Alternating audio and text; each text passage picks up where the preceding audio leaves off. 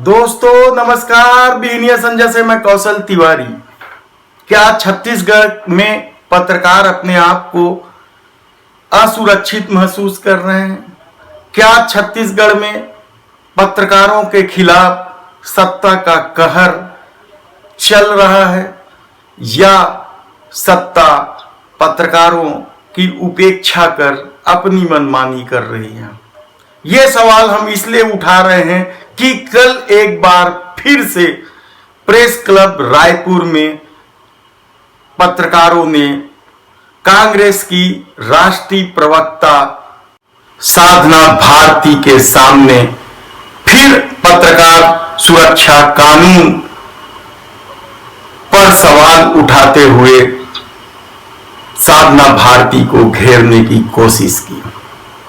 अपनी fire brand के नाम से चर्चित साधना भारती खैरागढ़ चुनाव में लोधी समाज को कांग्रेस के पक्ष में एकजुट करने के लिए छत्तीसगढ़ दौरे पर है और इस दौरे के दौरान वो रायपुर प्रेस क्लब पहुंची, जहां रायपुर प्रेस क्लब द्वारा आयोजित कार्यक्रम रूबरू में पत्रकारों ने उन्हें अपनी सुरक्षा को लेकर कई तरह के सवाल दागे और भूपेश सरकार को कटघरे में खड़े करने की कोशिश की।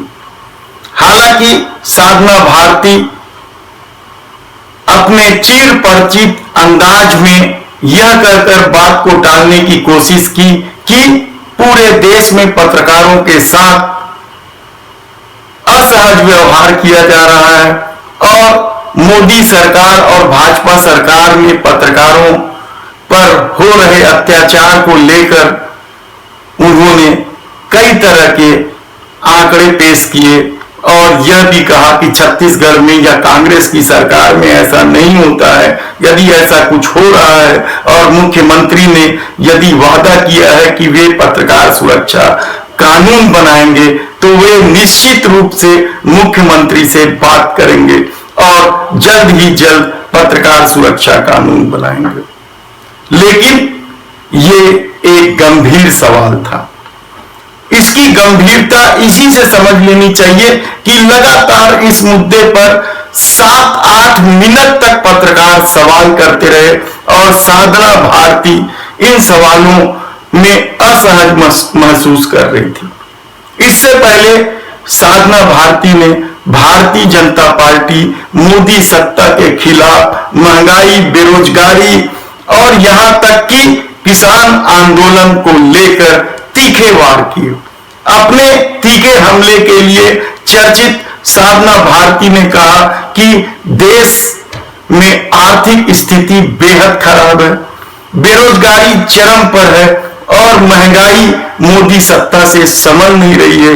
आम आदमी का जीना हाल है, हराम है और विरोध के स्वर को कुचल डालने की कोशिश में मोदी सत्ता षड्यंत्र रचती है, राजद्रोह का आरोप लगाती है और यही नहीं, वह उन्हें जेल में भी डलवाने की कोशिश करती है।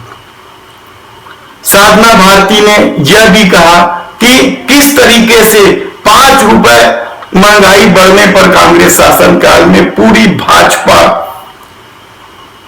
सड़क पर उतर आती थी, लेकिन अब वे लोगों को महंगाई नहीं दिखता, आम लोगों की तकलीफें दिखाई नहीं देती। उन्होंने यह भी कहा कि सत्ता हासिल करने के लिए भाजपा कुछ भी करने को तैयार है और देश की संपत्तियों को एक एक करके कॉर्पोरेट में शिफ्ट कर रही है और कॉर्पोरेट से मनमाने पैसा वसूल रही है। सवाल बहुत से हैं। साधना भारती क्या लोधी समाज को खैरागढ़ में एकजुट कर पाएगी कांग्रेस के पक्ष में? वह कहती है कि लोधी समाज का उपयोग भाजपा ने अपने लिए सत्ता हासिल करने के लिए किया, फिर दूध में मक्खी की तरह निकाल फेंका।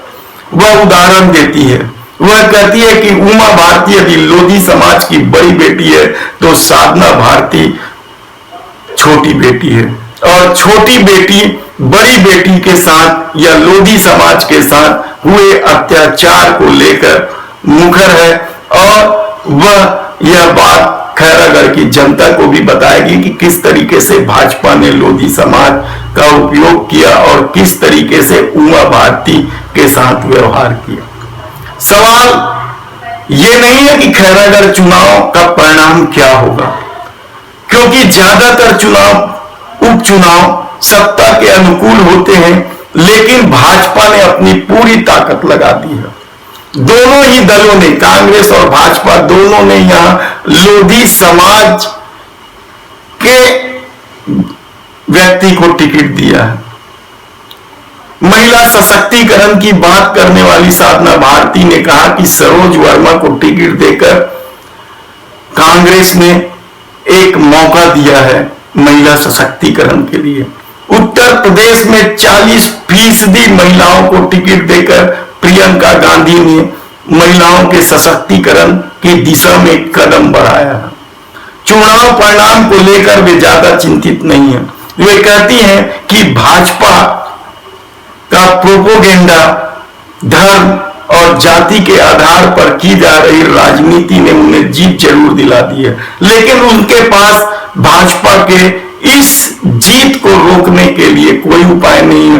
वह कहती है कांग्रेस को आत्मचिंतन की जरूरत है और जल्द ही कांग्रेस की सत्ता आएगी। लेकिन पत्रकार सुरक्षा कानून को लेकर जिस तरीके से प्रेस क्लब रायपुर में पत्रकार मुखर होकर अपनी बात साधना भारती से करते रहे, सवाल उठाते रहे, वह भूपेश सरकार के लिए भी एक चिंता का विषय हो सकता है कि आने वाले दिनों में डेढ़ साल बाद यहां भी चुनाव है, तब क्या कांग्रेस इस मुद्दे को लेकर कुछ करेगी। धन्यवाद।